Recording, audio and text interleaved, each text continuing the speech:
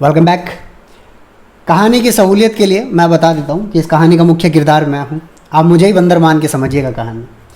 आप लोगों ने वो कहानी सुनी है कि एक जंगल का एक राजा बंदर बन गया, यानी कि मैं राजा बन गया। उसी जंगल में एक भेड़ का बच्चा खो गया। भेड़ आई मेरे पास। भेड़ ने कहा कि राजा जी मेरा बच्चा खो गया। राजा जी व्यस्त थे, मैं व्यस्त था, तो मैंने कहा मैडम आप 7 दिन के बाद आओ। भेड़ 7 दिन के बाद आई। मैं उस समय काम कर रहा था, ठीक है। मैं कभी इस डाल पे कूद रहा था, कभी उस डाल पे कूद रहा था, मैं हाँफ रहा था, पूँछ हिला रहा था, मैं इधर उधर काम कर रहा था। ओके, भेड़ मेरे को आगे बोलती है मेरा बच्चा कहाँ है राजा जी। तो मैंने वही कहा जो मुझे कहना चाहिए था। मैंने कहा उस भेड़ को तेरे बच्चे की कोई गारंटी नहीं, मेरी भाग दौड़ में कमी हो तो बता।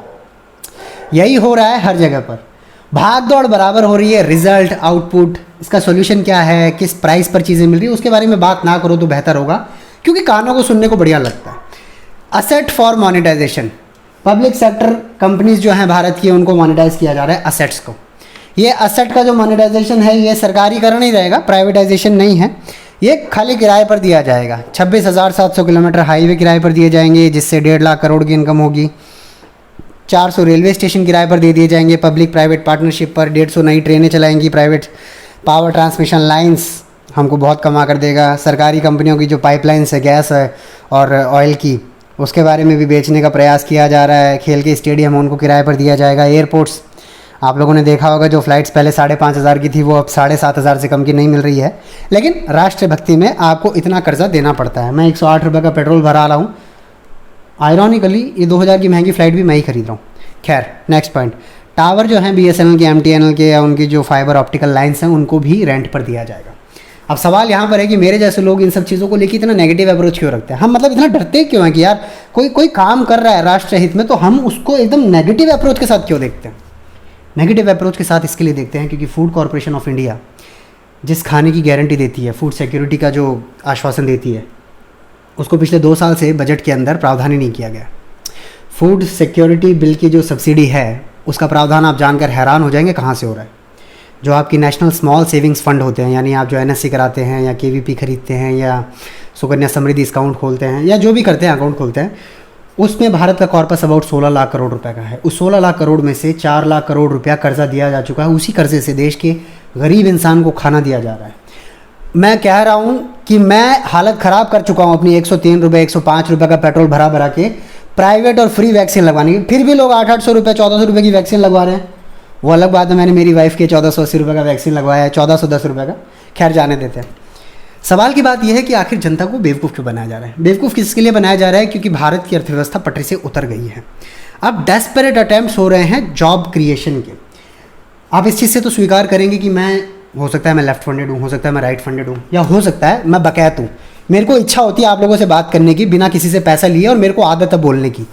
इसके लिए मैं आपको बोल रहा हूँ। लेकिन आप इस सच से झुठला नहीं सकते कि देश के अंदर लाखों करोड़ों लोगों ने नौकरियां खोई है कोरोना वायरस के समय पे।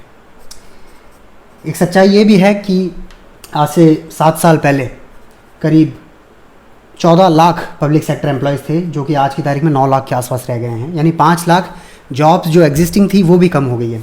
इसी तरह सिविल गवर्नमेंट सर्विसेज की जो जॉब्स थी, एक छोटे से स्तर से लेकर बड़े स्तर की 40 लाख जॉब्स थी, आज उनमें से सिर्फ 31 लाख कर्मचारी काम कर रहे हैं। यानी 9 लाख वहाँ पर वैकेंट पड़ी है। नई जॉब्स क्रिएट नहीं हुई हैं, पुरानी भी चली गई हैं। तो मेरे जैसे लोगों को जब आप कहते हैं ना कि हम बहुत ज़्यादा नेगेटिव बात कर रहे हैं, देखो अगर एरोप्लेन बनाया ना किसी ने, तो उसी प्लेन के अंदर बैठने वाले के लिए पैराशूट भी बनाया। समाज के लिए दोनों जरूरी है। आप एरोप्लेन में उड़ो लेकिन पैराशूट की सुरक्षा लेकर उड़ो।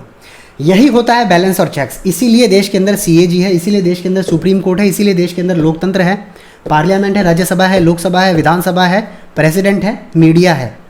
जब ये लोग अपना काम अच्छे से नहीं करेंगे तब आप लोगों के मन में वहम आना तय है कि ये नकारात्मकता क्यों फैलाई जा रही है।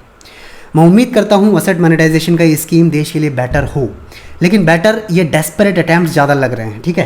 क्योंकि पिछले 3 सालों में लगातार अगर ये कहा जाए कि हम नेशनल इंफ्रास्ट्रक्चर पाइपलाइन लाएंगे जो 100 लाख करोड़ की होगी, तो सुनने में डेफिनेटली अच्छा लगता है। लेकिन आप करीब करीब पूरा भारत बेच देने के बाद 6 लाख करोड़ रुपए का टारगेट रख रहे हैं आने वाले 5 साल में। तो कहने का मतलब है कि जो प्रॉमिस किया जा रहा है और उसके बाद जो डिलीवरी दी जा रही है ना, उसमें ज़मीन आसमान का अंतर है। आप ये मान लो कि अगर आप ये जो नेशनल इंफ्रास्ट्रक्चर पाइपलाइन है ये 100 लाख करोड़ की, अगर ये आपकी FD होती और आप इसको बैंक में रख देते, तो अभी का जो आने वाले 4 साल का टारगेट है ये असेट्स फॉर मोनेटाइजेशन के साथ 6 लाख करोड़ का, वो आपको ब्याज में मिल गया होता।